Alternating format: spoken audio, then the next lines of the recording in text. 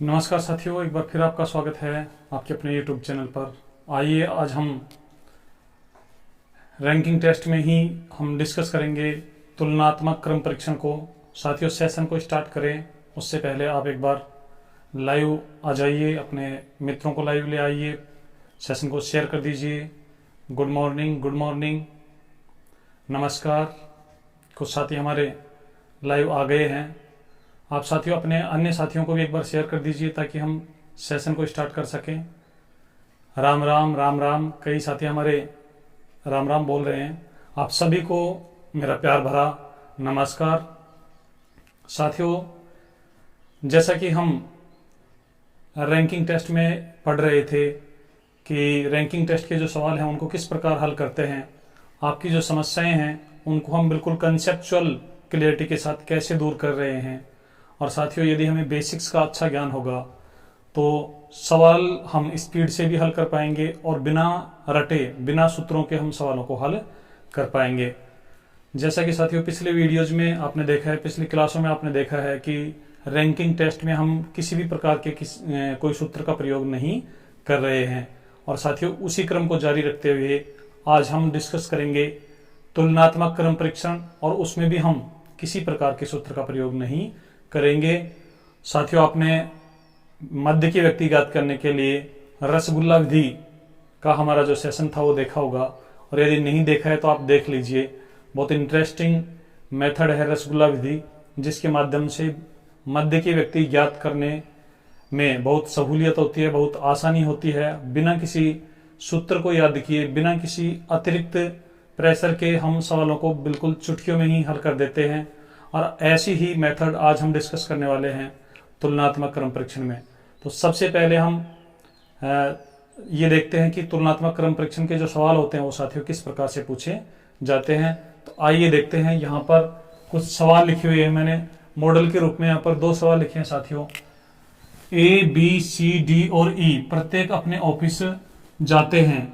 इनमें से प्रत्येक अलग अलग समय ऑफिस पहुंचता है। C केवल A के बाद, जो C है वो केवल A के बाद, तथा B केवल E से पहले पहुंचता है। तो बताओ साथियों, इतनी सी सूचना देकर फिर हमसे कुछ भी पूछ लेगा। और तुलनात्मक क्रम परीक्षण के जो सवाल हैं साथियों, उनमें एक निर्देश देकर 4 से 5 सवाल बनते हैं जो इस प्रकार हैं। सबसे पहले कौन पहुंचता है, दूसरे स्थान पर कौन पहुंचता है, तीसरे नंबर पर कौन पहुंचेगा, चौथे पर कौन और अंतिम स्थान पर कौन, अर्थात सबसे बाद में कौन पहुंचेगा। ऐसे ही साथियों 5 मित्रों में A B से भारी है। 5 मित्र हैं जिनमें A जो है वो B से भारी है, C D से हल्का है, B D से हल्का है लेकिन E से भारी है। तो बताओ सबसे भारी कौन है, सबसे हल्का कौन है। और साथियों, इसके अलावा आपसे ये भी पूछ सकता है कि इनको आरोही क्रम में जमाइए, अवरोही क्रम में जमाइए। आरोही क्रम में जमाने पर दूसरे स्थान पर कौन, तीसरे स्थान पर कौन, चौथे स्थान पर कौन। इस प्रकार से आपसे कैसे भी सवाल पूछा जा सकता है। तो साथियों, इन सवालों का जो कंसेप्ट है, जो बेसिक है, यदि आप उसको समझ लिए तो फिर आपको ऐसे सवालों को हल करने में बहुत मजा आएगा और किसी प्रकार की कोई समस्या नहीं रहेगी। तो चलिए सेशन को शुरू करते हैं बिल्कुल बेसिक से। एक बार आप वीडियो को लाइक कर दीजिए और चैनल को साथियों अभी तक यदि सब्सक्राइब नहीं किया है तो सब्सक्राइब कर दीजिए, और इसे अपने दोस्तों के साथ शेयर भी कर दीजिए ताकि ज़्यादा से ज़्यादा साथियों को लाभ मिल सके। तो चलिए सेशन को शुरू करते हैं बिना देरी के। साथियों, इन सवालों को भी हम डिस्कस करेंगे, लेकिन एक बार हम कंसेप्ट समझेंगे। और साथियों, हमेशा की तरह ही हमारे जो सेशन होते हैं वो बिल्कुल 0 लेवल से स्टार्ट होते हैं और 0 लेवल के बाद टॉप लेवल तक हम पहुंचते हैं। साथियों, आपने देखा होगा कि फिगर काउंटिंग में हमने 10 पार्ट्स में सारा फिगर काउंटिंग बिल्कुल 0 से हीरो लेवल तक डिस्कस कर दिया है। आप एक बार फिगर काउंटिंग के भी जो पार्ट्स आप अपने चैनल पर मौजूद हैं, जो वीडियो मौजूद हैं, आप उन्हें देख लीजिए। उसके अलावा हमने वेन आरेख डिस्कस कर लिए हैं, तार्किक वेन आरेख, साधारण वेन आरेख, और उनका एक सुपर टेस्ट भी हमने लिया था साथियों। तो आप एक बार देख लीजिए। चलिए, यहाँ पर हम तुलनात्मक क्रम परीक्षण में काम आने वाली शब्दावली और उनका जो कंसेप्ट है वो कैसे होता है, आइए समझते हैं। सबसे पहले साथियों हम समझेंगे तुलना को। तुलना क्या होती है, तुलना। और साथियों, तुलना 2 प्रकार से होती है। आपने गणित में तुलना के क्रम पढ़े होंगे, आरोही क्रम अवरोही क्रम। तो यहां पर हम हल्का सा एक बार उनको भी समझेंगे। आरोही क्रम, आरोही क्रम, और दूसरा होता है साथियों अवरोही क्रम, अवरोही क्रम, आरोही क्रम और दूसरा अवरोही क्रम। अब साथियों एक होता है इनमें से छोटे से बड़े की ओर का क्रम, और एक होता है बड़े से छोटे की ओर का क्रम। तो आप एक बार कमेंट करके बता दीजिए कि छोटे से बड़े की ओर का जो क्रम है वो इनमें से कौन सा है। मैं इसको 1 नंबर बोलूं और इसको 2 नंबर बोलूं, आप कमेंट में 1 और 2 लिखकर बता दीजिए छोटे से बड़े की ओर का जो क्रम है वो 1 नंबर वाला है या 2 नंबर वाला है। और चलिए साथियों आपके कमेंट मिलने लग गए हैं। अब एक बार आप देख लीजिए इनका अर्थ क्या है। साथियों दोनों को यदि देखें तो एक होता है छोटे से बड़े की ओर, एक बड़े से छोटे की ओर। जैसे ये संख्या 5 है, फिर 10 है, फिर 3 है और फिर 7 है। साथियों यहाँ पर 4 संख्याएं हैं। इन संख्याओं को हम आरोही और अवरोही क्रम में कैसे लिख सकते हैं? देखिए एक क्रम हमारा ये है कि 3 को लिखें, फिर 5 को लिखें, फिर 7 को और फिर 10 को। दूसरा क्रम साथियों हमारा ये है कि पहले 10 लिखें, फिर 7 लिखें, फिर 5 लिखें और फिर 3 लिखें। तो साथियों ये जो क्रम है जो छोटी संख्या से स्टार्ट हुआ, फिर बड़ा हुआ, फिर बड़ा हुआ, फिर अंत में सबसे बड़ी संख्या हुई, इस क्रम को बोलते हैं हम आरोही क्रम, आरोही क्रम। और साथियों जो बड़े से शुरू होता है, जो बड़े से शुरू होता है और छोटे की ओर चलता है उसे बोलते हैं हम अवरोही क्रम। अब साथियों ये तो आप बुक्स में भी पढ़ लेते हैं कि छोटे से बड़े की ओर का जो क्रम है उसको आरोही क्रम कहते हैं, बड़े से छोटे की ओर का जो क्रम है उसे अवरोही क्रम कहते हैं। लेकिन इनको याद कैसे रखेंगे? तो आप ध्यान दीजिए इधर, एक बार आप पूरा कंसंट्रेशन इधर लगा दीजिए, उसके बाद आपका आरोही क्रम अवरोही क्रम का जो कंसेप्ट है बिल्कुल समझ में आ जाएगा। साथियों ये साथियों हमारा आरोही 3 शब्दों से 3 अक्षरों से मिलकर बना है और ये 4 अक्षरों से मिलकर बना है। अब यहाँ पर आप ये देखिए कि छोटा कौन है और बड़ा कौन है। यदि हम इनकी तुलना करें साथियों तो लंबाई में यदि इनको देखें तो ये छोटा है और ये बड़ा है। तो जो छोटा है वो छोटे से ही स्टार्ट होगा ऐसे, जो साथियों बड़ा है वो बड़े से ही स्टार्ट होगा, और छोटे से स्टार्ट होकर ये बड़े की ओर जाएगा, ये बड़े से स्टार्ट होकर छोटे की ओर आएगा। या फिर साथियों आप इनको ऐसे भी याद रख सकते हैं कि जैसे बच्चे होते हैं 1 से 100 तक गिनती बोलते हैं, फिर 100 से 1 तक उल्टी गिनती बोलते हैं। तो साथियों जल्दी कौन सी बोल लेते हैं? 1 से 100 वाली। हम यहाँ पर आरोही को जल्दी बोल लेते हैं, अवरोही को बोलने में थोड़ा टाइम लगता है। तो 100 से 1 तक की जो गिनतियां हैं उनको बोलने में थोड़ा टाइम लगता है। तो उल्टा क्रम और ये सीधा क्रम। तो साथियों उम्मीद है ये आपको समझ में आ गया होगा। अब एक बार हम तुलनात्मक क्रम परीक्षण में काम आने वाली जो शब्दावली है उसको समझेंगे, और तुलनात्मक क्रम परीक्षण में हम व्यक्तियों की या ऑब्जेक्ट्स की तुलना कैसे करते हैं। तो साथियों सबसे पहले हम तुलनात्मक क्रम परीक्षण का अर्थ समझते हैं। आप नोट कर लीजिए, आप इसे नोट कर लीजिए साथियों। ऑब्जेक्ट्स मैं यहाँ पर शॉर्ट में लिखूंगा और बोलूंगा पूरा साथियों, तो आप अपने हिसाब से इसे नोट कर लीजिए। साथियों जब ऑब्जेक्ट्स, अब ऑब्जेक्ट्स में क्या क्या हो सकते हैं? व्यक्ति हो सकते हैं, वस्तु हो सकती हैं, जानवर हो सकते हैं और स्थान हो सकते हैं। जब ऑब्जेक्ट्स की किसी गुण विशेष के आधार पर, गुण साथियों जब ऑब्जेक्ट्स की तुलना किसी गुण विशेष के आधार पर, अब गुण कौन से हो सकते हैं? जैसे लंबाई हो सकती है साथियों, लंबाई, और भार, आयु, कीमत, सुंदरता या अन्य किसी भी गुण के आधार पर साथियों जब हम ऑब्जेक्ट्स की तुलना करते हैं तो ऐसी तुलना कहलाती है तुलनात्मक क्रम परीक्षण। तो ये आप एक बार नोट कर लीजिए। जब ऑब्जेक्ट्स जिनमें व्यक्ति, वस्तु, जानवर, स्थान की तुलना किसी गुण विशेष के आधार पर हम करते हैं, और गुण विशेष कौन से? लंबाई, भार, आयु, कीमत, सुंदरता, बुद्धिमानी, और भी बहुत सारे गुण हो सकते हैं साथियों। इन गुणों के आधार पर जब हम ऑब्जेक्ट्स की तुलना करते हैं तो ऐसी तुलना तुलनात्मक क्रम परीक्षण कहलाती है। आइए हम स्टेप बाय स्टेप इनको देखते हैं कि तुलना कैसे की जाती है। साथियों अब आप थोड़ा धैर्य बनाकर रखिए, हम बिल्कुल 0 लेवल से स्टार्ट कर रहे हैं इसलिए थोड़ा टाइम जरूर लगेगा, लेकिन आपका कंसेप्ट एक बार में ही क्लियर हो जाएगा। साथियों सबसे पहले पढ़ेंगे हम दो ऑब्जेक्ट्स की तुलना। और दो ऑब्जेक्ट्स की तुलना कैसे करते हैं आप अच्छे से समझ लीजिए। दो ऑब्जेक्ट्स की तुलना यदि आपको अच्छे से समझ में आ गई तो साथियों फिर ये कंसेप्ट भी आपको समझ में आ जाएगा। जैसे ए बी से लंबा है, तो साथियों यहां पर आपको क्या करना है, तुलनात्मक क्रम परीक्षण के सवालों को हल करने के लिए हमें इनके लिए लाइनें बनानी है। और वो लाइनें आप हमेशा अपनी तरफ बड़ी लाइन बनाएंगे, उसके बाद छोटी और छोटी, अर्थात आप अवरोही क्रम में ऑब्जेक्ट्स को जमाएंगे। और अवरोही क्रम में हम ऑब्जेक्ट्स को किस प्रकार जमाएंगे आइए समझते हैं। यहां देखिए ए बी से लंबा है, तो साथियों बी छोटा है और ए बड़ा है, तो हम बना देंगे ये ए को बना देंगे। और बी से छोटा है तो यहां पर बी को बना देंगे। अब देख लीजिए बी जो है यहां पर ए बी से लंबा है, तो साथियों हमारा जो फिगर बनेगा वो इस प्रकार का बनेगा। चलिए कुछ और हम एग्जांपल यहां पर ले रहे हैं और आप इनको बनाते रहें और एक बार हम कंसेप्ट को क्लियर करेंगे, उसके बाद फिर हम अच्छे लेवल के सवाल भी इस सेशन में डिस्कस करेंगे। साथियों दूसरा हमारा जो पॉइंट है वो ये है, राम मोहन से भारी है। राम मोहन से भारी है। अब हमारे कई साथी सोच रहे होंगे साहब कि अब इसे कैसे बनाएंगे। जो राम है वो भारी है, तो साथियों ये हम राम बनाएंगे और यहां पर हम मोहन बनाएंगे। ये हमारा राम होगा, ये हमारा मोहन होगा।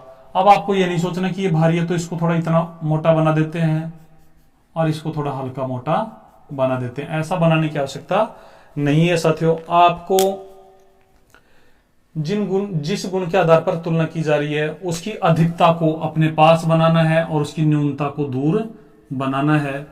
बस आपको केवल लाइनें खींचनी है। साथियों हम सभी प्रकार के जो गुण हैं, लंबाई, भार, आयु, कीमत, सुंदरता, सभी को हम केवल लाइंस के माध्यम से दर्शाएंगे, खड़ी लाइनों के माध्यम से दर्शाएंगे। गुण की अधिकता के लिए लाइन की जो लंबाई है वो बड़ी होगी, गुण की कमी के लिए या कम होने के लिए लाइन की जो लंबाई है वो छोटी होगी। चलिए एक नेक्स्ट एग्जांपल अब देखिए। यहां पर हम तुलना करते हैं कौवा कबूतर से काला है, अर्थात कबूतर से अधिक काला है। तो यहां पर साथियों आप देखेंगे ज्यादा काला कौन है, कौवा। तो ज्यादा जिसमें गुण की अधिकता है वो हमारे नजदीक होगा और उसकी लाइन लंबी होगी, और दूसरा जो है उसकी लाइन थोड़ी दूर होगी और छोटी होगी। तो ये हमारा यहाँ पर कौवा बनेगा और यहाँ पर कबूतर बनेगा। तो इस प्रकार साथियों हम दो दो नामों की तुलना कर लेंगे। आइए कुछ अब हम तीन तीन नामों की तुलना करते हैं, या दो नामों की जो तुलना है साथियों उसी का एक और लेवल देखिए आप। यहां पर देखिए ए बी से बड़ा है, फिर लिखा हुआ है बी सी से बड़ा है। साथियों तुलनात्मक क्रम परीक्षण में तुलना तो हमेशा ही दो ही व्यक्तियों के बीच में होगी, लेकिन दो व्यक्तियों के बीच में जो तुलना है यदि आप उसको समझ गए अच्छे से तो फिर सवालों में कोई समस्या नहीं आएगी। अब यहां पर पहले आप इसको बनाइए, ए बी से बड़ा है, अर्थात ए जो है साथियों वो बड़ा है और बी इससे छोटा है। अब साथियों दूसरा ये जो हमारी लाइन है इसको आप बनाइए, बी सी से बड़ा है। ये जो बी है साथियों ये सी की तुलना में बड़ा है, तो सी इससे छोटा है। ये हमारा यहां पर फिगर बनेगा साथियों। अब हमारे कई साथियों को लग रहा है कि सर ये तो बहुत आसान पढ़ा रहे हो, अभी साथियों देखना इसी प्रकार के जो हमारे पास फैक्ट्स मिलेंगे उनमें हमारे कई साथी गलती कर बैठते हैं। चलिए साथियों ऐसा ही आप बनाना, ए बी से लंबा है, ए बी से लंबा है, बी सी से छोटा है। अब आप साथियों बताना सबसे लंबा कौन है, आप कमेंट करके बता दीजिए सबसे लंबा यहां पर कौन है। चलिए हम इसको देखते हैं। ए बी से लंबा है, अर्थात ए और बी की यदि हम तुलना करेंगे तो साथियों लंबा होगा ए और छोटा होगा बी। अब लिखा हुआ है बी सी से छोटा है। साथियों ये जो बी है ये सी से छोटा है। अब आप हमें बता दीजिए कि सबसे लंबा यहां पर कौन होगा, और आप कमेंट कर दीजिए ए बी और सी में से सबसे लंबा यहां पर कौन होगा। साथियों इसको बनाने के लिए अब थोड़ा दिमाग लगाना पड़ेगा। आइए देखते हैं कैसे। बी सी से लंबा है। साथियों जो बी है, ये जो बी है वो सी से लंबा नहीं, सी से छोटा है, सी से छोटा है। तो साथियों इसका मतलब ये हुआ कि जो सी है, ये जो सी है ये बी से लंबा है, और बी से लंबा है तो साथियों अधिकता को हम इस साइड में बनाते हैं, तो हमारा जो सी होगा साथियों वो यहां पर हो सकता है। अभी कंफर्म नहीं है कि ये यहीं पर हो, लेकिन यहां पर होने की इसकी संभावनाएं हैं। अब आप देख लीजिए हमारा जो सवाल बोल रहा है ए बी से लंबा है, तो साथियों ए और बी की तुलना करेंगे तो ए लंबा है, ठीक है। बी सी से छोटा है, ये जो बी है साथियों ये सी से छोटा है। कुछ साथी ऐसे बना देंगे, लेकिन कुछ साथी हमारे जो होंगे साथियों इसको ऐसे भी बना देंगे। यहां पर ए बनाया, यहां पर बी बनाया, और साथियों यहां पर सी को बना देंगे, अर्थात जो सी है साथियों वो यहां पर बन जाएगा। और वो भी हमें समझा देंगे कि सर ये देखिए जो सी है वो बी से, जो बी है वो सी से छोटा है, और यही हमारे यहां पर लिखा हुआ है कि बी सी से छोटा है। तो अब साथियों सबसे लंबा कौन हुआ? जिन साथियों ने ऐसा चित्र बनाया, ऐसा फिगर बनाया, उनका आंसर ए आया। जिन साथियों ने ये वाला फिगर बनाया उनका आंसर सी आया। तो अब साथियों सही कौन सा है, गलत कौन सा है, यहां पर आंसर होगा हमारा निश्चित रूप से नहीं बता सकते, निर्धारित नहीं कर सकते। और साथियों ऐसे फिगर्स के लिए आपको 2 बार फिगर बनाने की आवश्यकता नहीं है। आप क्या करेंगे, फिगर एक ही बनाएंगे। आप देखिए उस एक ही फिगर के माध्यम से आप सवाल को कैसे बना सकते हैं। देखिए साथियों हमने ए और बी को आसानी से बना लिया। उसके बाद जब बी और सी के बारे में यहां पर फिगर बनाने की आवश्यकता पड़ी, बी सी से छोटा है। ये जो बी है साथियों सी से छोटा है, इसका मतलब सी इससे बड़ा है, और बड़ा है तो साथियों इस साइड में बनेगा, और इस साइड में बनेगा तो साथियों 2 स्थितियां हमारे पास आती हैं। एक स्थिति यहां पर बनती है सी के लिए, दूसरी स्थिति साथियों यहां पर भी बनती है। तो ऐसी स्थिति में जब हम क्लियर कंसेप्ट के माध्यम से हमारा जो फैक्ट है, जो हमें डाटा दिया हुआ है, उससे यदि हम बिल्कुल क्लियर जगह नहीं बना सकते, तो ऐसी स्थिति में संभावित स्थितियां बनती हैं साथियों। और संभावित स्थितियां जहां जहां बन सकती हैं वो आप सभी बना दीजिए। उसके बाद पूछे गए क्वेश्चन का आंसर दीजिए। अब साथियों सी हमारा यहां भी हो सकता है और सी हमारा यहां भी हो सकता है, इसलिए सबसे लंबा कौन होगा हम कह नहीं सकते, लेकिन सबसे छोटा यदि पूछे तो इसका आंसर बी होगा। साथियों इस चित्र से स्पष्ट हो रहा है कि सबसे छोटा कौन है, बी, लेकिन सबसे लंबा कौन है ये निश्चित नहीं कर सकते। अर्थात यहां पर जो हमारे डाटा हैं वो इतने पर्याप्त नहीं है जिनसे हम सबसे लंबा बता सकें, इसलिए सबसे लंबा जब पूछेगा साथियों तो उसका आंसर होगा निर्धारित नहीं कर सकते। चलिए साथियों कुछ और एग्जांपल लेते हैं और अपना जो कंसेप्ट है हम उसको डेवलप करते हैं, और धीरे धीरे हम आगे की ओर बढ़ते हैं, लेवल की ओर बढ़ते हैं। अब आपको थोड़ा लगने लगा होगा कि हाँ सर अब कुछ आने लगा है। अब हम 3 नामों की तुलना करेंगे, 3 नामों की या 3 ऑब्जेक्ट्स की तुलना करेंगे। साथियों अगली हेडिंग लगा दीजिए, 3 ऑब्जेक्ट्स की तुलना। चलिए पहला समझते हैं, ए बी से लंबा है, ए बी से लंबा है, जो सी से लंबा है, जो सी से लंबा है। अब साथियों यहां पर हमने किया क्या है, वही 2 सेंटेंस लिखे हैं, लेकिन दोनों सेंटेंस को जैसे हम आपने हिंदी में संज्ञा सर्वनाम पढ़े होंगे, सर्वनाम जो होते हैं वो संज्ञा के स्थान पर काम में आते हैं, तो ऐसे ही यहां पर हमने एक कनेक्टिव काम में ले लिया है, जो शब्द काम में ले लिया है, और एक ही नाम को यहां से गायब कर दिया है। तो साथियों ये किसके लिए आया है आइए देखते हैं, और इसका अर्थ क्या है समझते हैं। साथियों सबसे पहले ए बी से लंबा है, इतना तो बिल्कुल क्लियर है। तो यहां पर हम बना देंगे ए, और ए किससे लंबा है, बी से, तो बी इससे छोटा बना देंगे। साथियों ये तो हो गया, ए और बी तो हो गए। अब आगे देखेंगे, ए बी से लंबा है, जो सी से लंबा है। साथियों अब ये जो है ये किसके लिए आया है, कौन से नाम के लिए आया है, ए के लिए या बी के लिए। अर्थात अब हम सी की तुलना किससे करें, सी की जो तुलना है साथियों ए से करें या बी से करें। तो आपको हमेशा ध्यान रखना है, जो जब भी लिखा हो आए तो साथियों जो हमेशा पास वाले के लिए आता है, ये पास वाले के लिए आता है, या फिर नामों में से जो सेकंड नाम होता है उसके लिए आता है। दो नामों में से जो दूसरा नाम होता है उसके लिए जो शब्द हम काम में लेते हैं। तो यहां पर अब आप चाहें तो जो को काट कर इसके स्थान पर क्या लिख सकते हैं साथियों, बी। और अब हमारा ये जो वाक्य है वो वापस हमारी तुलना पहले जैसी ही हो गई है। अब आप देखिए, बी सी से लंबा है। साथियों ये जो बी है ये सी से लंबा है, तो इसका मतलब सी से छोटा है। तो हमारा जो फिगर बनेगा साथियों कुछ इस प्रकार का बनेगा। अब आपसे यदि पूछा जाए कि सबसे लंबा कौन है, तो ए होगा, सबसे छोटा कौन है तो सी होगा, मध्य में कौन है तो बी होगा। और साथियों अब आपसे कितने भी सवाल पूछे जाएं आप सबका आंसर दे सकते हैं। चलिए एक और एग्जांपल लेते हैं और उस एग्जांपल से हम आपके जो कंसेप्ट है उनको और क्लियर करते हैं कि ये जो शब्दावली है इनका हम कैसे अर्थ लगाते हैं। राम मोहन से भारी है, भारी है, जो सोहन से हल्का है, जो सोहन से हल्का है। साथियों अब आपकी बारी है, आप बताना कि इन तीन व्यक्तियों में राम मोहन और सोहन में सबसे भारी कौन है, सबसे भारी कौन है। आप कमेंट करके हमें बता दीजिए कि तीनों में सबसे भारी कौन है।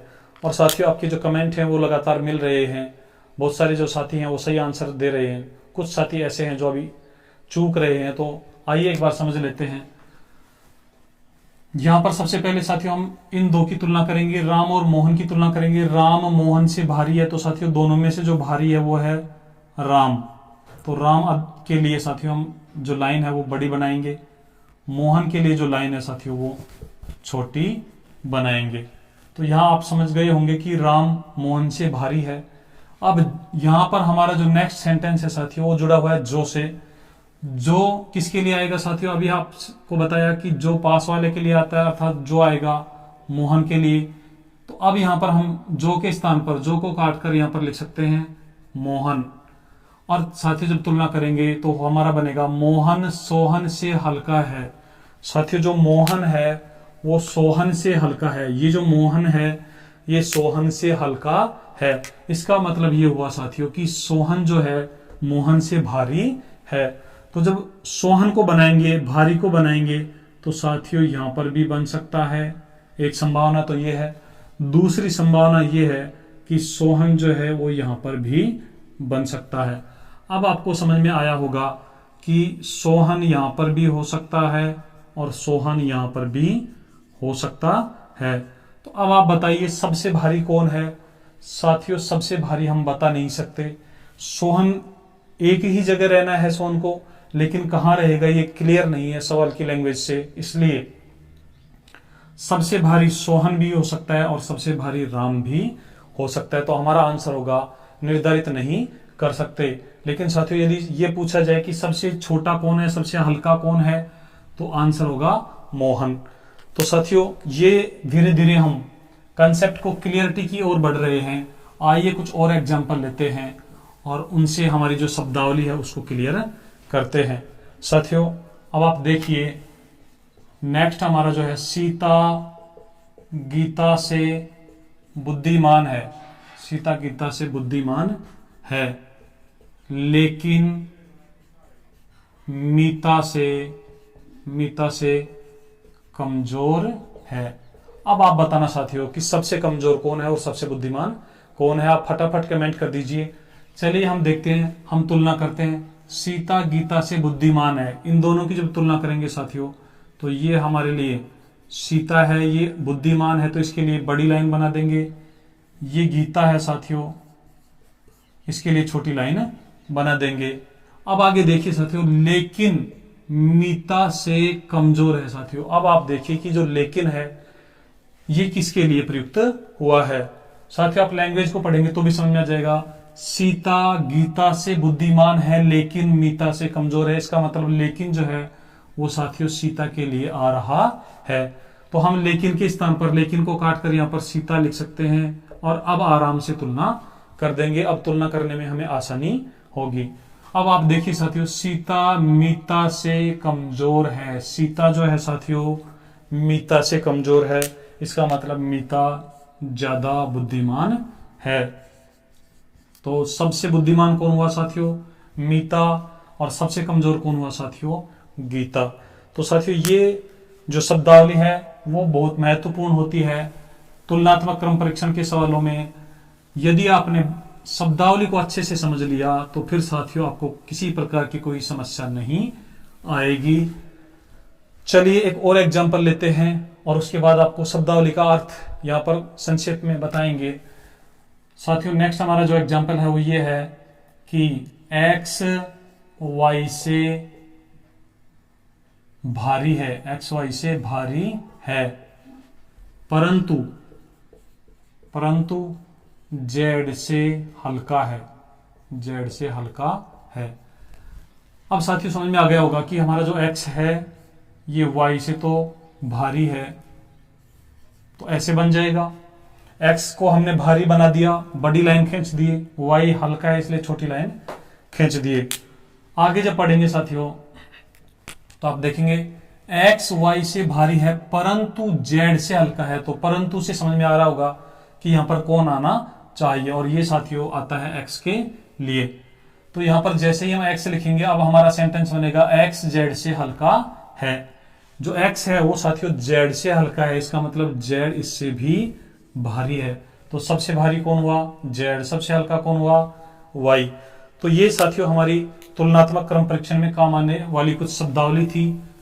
आइए अब इसका एक बार अर्थ आपको यहां पर संक्षेप में बता देते हैं कि कौन कौन से शब्द किस किस पर्सन के लिए, किस किस ऑब्जेक्ट के लिए आ सकते हैं। चलिए साथियों आप नोट कीजिए शब्दावली, आप नोट कर लीजिए शब्दावली। साथियों यदि कहीं पर जो लिखा हुआ आ जाए या जो की लिखा हुआ आ जाए या जिसे लिखा हुआ आ जाए तो साथियों ये होते हैं पास वाले ऑब्जेक्ट के लिए, पास वाले ऑब्जेक्ट के लिए, पास वाले ऑब्जेक्ट के लिए, या फिर हम कहें सेकंड ऑब्जेक्ट के लिए।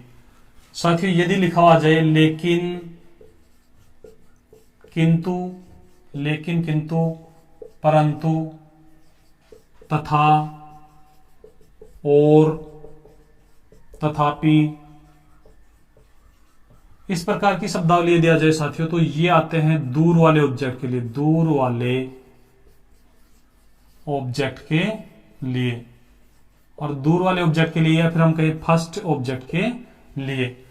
तो यहां से आप समझ गए होंगे साथियों फर्स्ट ऑब्जेक्ट कौन सा होता है, सेकंड ऑब्जेक्ट कौन सा होता है। जैसे यहां हम तुलना कर रहे हैं ए बी से भारी है तथा सी से हल्का है। तो अब समझ लीजिए एक बार फर्स्ट कौन सा है, सेकंड कौन सा है। सबसे पहले यहां पर क्लियर तुलना है साथियों, इनमें ये वाला फर्स्ट होता है, ये वाला सेकंड होता है। या फिर सी के पास कौन है, सी के पास में ये है, और सी से दूर कौन है साथियों, ये है। तो ये तो हुआ पास वाला या सेकंड, और ये हुआ साथियों दूर वाला या फर्स्ट। तो इस प्रकार आप शब्दावली को नोट कर लीजिए साथियों, ये बहुत ही महत्वपूर्ण है, बहुत ही इंपॉर्टेंट है। ये यदि समझ में आ जाएगा तो सवाल आपके सही होंगे। इसको यदि आप गलत कर दिए, इसको नहीं समझ पाए तो सवाल आपके गलत हो जाएंगे। चलिए अब हम कुछ सवाल यहां डिस्कस करते हैं साथियों। एक सवाल लेते हैं और फिर आप यहां पर बताना कि सबसे यहां पर सवाल में पूछे गए जो क्वेश्चन हैं उनका आंसर क्या होगा।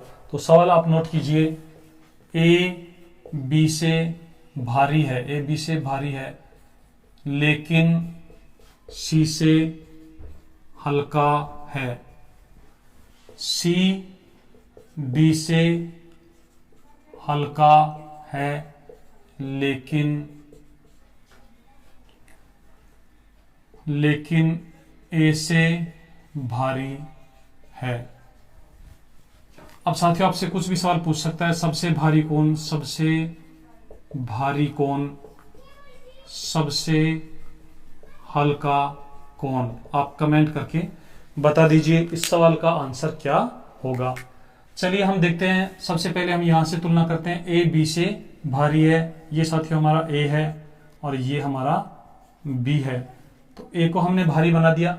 लेकिन सी से हल्का है, सी से हल्का है, और साथियों ये जो लेकिन है ये आपको पता है किसके लिए आया है, ए के लिए आया है, तो यहां हम लिख देंगे ए सी से हल्का है। ये जो ए है साथियों वो सी से हल्का है, इसका मतलब सी से भारी है, तो सी यहां पर बन जाएगा। उसके बाद साथियों आगे बढ़ेंगे, सी डी से हल्का है। ये जो सी है साथियों डी से हल्का है, इसका मतलब डी इससे भी भारी है, ये हमारा डी हो जाएगा साथियों। और फिर साथियों देखेंगे लेकिन जो सी है, सी डी से हल्का है लेकिन, और लेकिन साथियों किसके लिए आया है, सी के लिए, तो सी ए से भारी है। ये जो सी है साथियों ए से भारी है, तो ये तो पहले से ही बना हुआ है। तो ये हमारा साथियों 4 ऑब्जेक्ट्स की तुलना हो गई है। अब हमारा जो सवाल है वो देखिए, सबसे भारी कौन है, तो सबसे भारी होगा हमारा डी। सबसे हल्का कौन है, तो सबसे हल्का होगा बी। तो इस प्रकार साथियों हमारे तुलनात्मक क्रम परीक्षण के जो सवाल हैं, यदि शब्दावली ने आपको अच्छे से समझ में आ गई है, शब्दावली को आपने अच्छे से समझ लिया है, तो फिर साथियों आपको किसी प्रकार की समस्या नहीं आएगी। और यदि शब्दावली में आपको कंफ्यूजन है, शब्दावली आपको बिल्कुल क्लियर नहीं है, तो फिर साथियों आपको इन सवालों को करने में असुविधा महसूस होगी। साथियों ये सेशन आपको कैसा लग रहा है? यदि सेशन अच्छा लग रहा है तो आप वीडियोज को लाइक जरूर करें साथियों, और कमेंट भी करते रहें। आपके जो लाइक हैं, आपके जो कमेंट हैं साथियों, हमारे लिए फीडबैक होते हैं, और आपके कमेंट और लाइक्स के अनुसार ही हम हमारी जो क्लासें हैं उनको मॉडिफाई करते हैं। साथियों आप अपने जो मिशन है आपका गवर्नमेंट जॉब लगने का, उसमें निश्चित रूप से कामयाब होंगे। साथियों आपको पता है, slow and steady wins the race, धीमे लेकिन लगातार चलने वाला ही दौड़ जीतता है। आपने कछुए और खरगोश की कहानी जरूर सुनी होगी। साथियों अब हम कुछ और शब्दावली को देखते हैं। यहाँ पर एक विशेष शब्दावली है साथियों, केवल, और ये भी एक तुलनात्मक क्रम परीक्षण में साथियों बहुत महत्वपूर्ण शब्दावली है। केवल का क्या अर्थ है इसको आप अच्छे से समझ लीजिए, उसके बाद हम तुलनात्मक क्रम परीक्षण की जो शब्दावली है वो हमारी समाप्त होगी, और फिर हम क्वेश्चंस को डिस्कस करेंगे। साथियों केवल ये अर्थ को सीमित करता है, अर्थ को सीमित करता है, अर्थ को सीमित करता है, अर्थात स्थान निश्चित कर देता है, स्थान निश्चित कर देता है, स्थान निर्धारित कर देता है, निश्चित कर देता है। अब साथियों कैसे कर देता है आइए देखिए। जैसे मान लो 5 व्यक्ति हैं, आप समझना अच्छे से, आपका जो पूरा कंसंट्रेशन है आप इधर ध्यान दीजिए। 5 व्यक्ति हैं, 5 व्यक्ति ए बी सी डी और ई। इन 5 व्यक्तियों में सी केवल ए से कमजोर है, साथियों ऐसा लिखा हुआ आएगा। तो अब आप इसका अर्थ बताइए कि इसका मतलब क्या है। सी जो है केवल ए से कमजोर है और बाकी से बुद्धिमान है, इसका अर्थ ये है। तो जब हम इसको बनाएंगे तो सबसे यहां पर जो बुद्धिमान होगा या फिर ताकतवर होगा वो साथियों ए होगा, उसके बाद में सी होगा, और उसके बाद में अन्य होंगे। तो यहां पर आप देख लीजिए, सी जो है केवल ए से कमजोर है और बाकी से बुद्धिमान या ताकतवर है। तो केवल शब्द साथियों हमेशा ऑब्जेक्ट्स के लोकेशन को निश्चित कर देता है, ऑब्जेक्ट्स की जो स्थिति है उसको निश्चित कर देता है, सीमित कर देता है। तो यहां से आप समझ गए होंगे साथियों। तो ये हमारी शब्दावली थी। आइए अब हम कुछ सवाल डिस्कस करते हैं। साथियों यहां पर स्क्रीन पर कुछ सवाल आपके पास होंगे, आप अपने पेन और पेपर लेकर उन सवाल को नोट कर लीजिए या सवाल को अच्छी तरह से पढ़ लीजिए और उसके बाद हम उन सवाल को हल करेंगे। तो चलिए साथियों, कुछ सवाल लेते हैं। आज के इस सेशन का जो अच्छे लेवल का सवाल है, पहला सवाल है साथियों, ये रहा आपकी स्क्रीन पर। तो साथियों सवाल को आप पढ़िए, मैं भी पढ़ता हूं। किरण समीर से लंबी है, किरण समीर से लंबी है लेकिन प्रमोद से छोटी है। जॉन उर्मिला से लंबा है, समीर जॉन से लंबा है। बताएं सबसे छोटा कौन है, बताएं सबसे छोटा कौन है। ये साथियों एक सवाल है, आइए इसे देखते हैं कि इसका आंसर हम कैसे दे पाएंगे। तो साथियों हम सबसे पहले बनाते हैं, किरण समीर से लंबी है। हमारा जो हल होगा साथियों, यहाँ पर हम लाइनें खींचेंगे, किरण और ये हमारा समीर होगा। यहाँ पर साथियों समीर है और ये किरण है। किरण समीर से लंबी है, तो साथियों किरण लंबी हो गई, समीर छोटा हो गया। लेकिन प्रमोद से छोटी है। लेकिन कौन साथियों, लेकिन का मतलब दूर वाला। किरण, किरण जो है साथियों प्रमोद से छोटी है, इसका मतलब प्रमोद किरण से लंबा है, ये हमारा प्रमोद हो जाएगा साथियों। जॉन उर्मिला से लंबा है। साथियों जॉन और उर्मिला की तुलना यहां पर हुई है, लेकिन इन दोनों में से ही किसी भी नाम की तुलना पहले नहीं हुई है, इसलिए अभी इसको आप स्किप कर दीजिए, थोड़ा छोड़ दीजिए, आगे बढ़ जाइए। जब आगे हम बढ़ेंगे तो मिलेगा समीर जॉन से लंबा है। साथियों ये जो समीर है ये जॉन से लंबा है, इसका मतलब जॉन इससे छोटा है, तो जॉन यहां पर हो जाएगा साथियों। अब वापस आ जाइए, जॉन उर्मिला से लंबा है। साथियों ये जो जॉन है ये उर्मिला से लंबा है, इसका मतलब उर्मिला इससे भी छोटी है। तो ये साथियों हमारा फिगर बना है। अब सवाल में पूछा है सबसे छोटा कौन है, सबसे छोटा कौन है, तो साथियों आंसर होगा उर्मिला। यदि हमसे पूछता सबसे बड़ा कौन है, तो आंसर होता प्रमोद। यदि हमसे यह पूछता कि यदि पांचों को आरोही क्रम में जमा दिया जाए, आरोही क्रम का मतलब साथियों बढ़ता क्रम, ये वाला क्रम, छोटे से बड़ा का क्रम, आरोही क्रम में जमा दिया जाए तो सेकंड स्थान पर जॉन होगा, थर्ड स्थान पर समीर होगा, फोर्थ पर किरण और अंत में प्रमोद होगा। तो ये साथियों हमारे कुछ सवाल हैं जो तुलनात्मक क्रम परीक्षण पर आधारित हैं। साथियों ये सवाल आपको कैसे लग रहे हैं, ये सेशन आपको कैसा लगा है, तुलनात्मक क्रम परीक्षण का जो कंसेप्ट है वो आपको कैसा लगा है, आप कमेंट करके जरूर बताएं। और हम साथियों नेक्स्ट सेशन में तुलनात्मक क्रम परीक्षण के बहुत सारे सवालों को ही डिस्कस करेंगे। साथियों आज के लिए इतना ही, क्योंकि सेशन फिर बहुत लंबा हो जाएगा। साथियों आप सेशन को अपने दोस्तों के साथ शेयर जरूर करें। आज के लिए इतना ही, आप पढ़ते रहिए, मस्त रहिए। जय हिंद, जय भारत।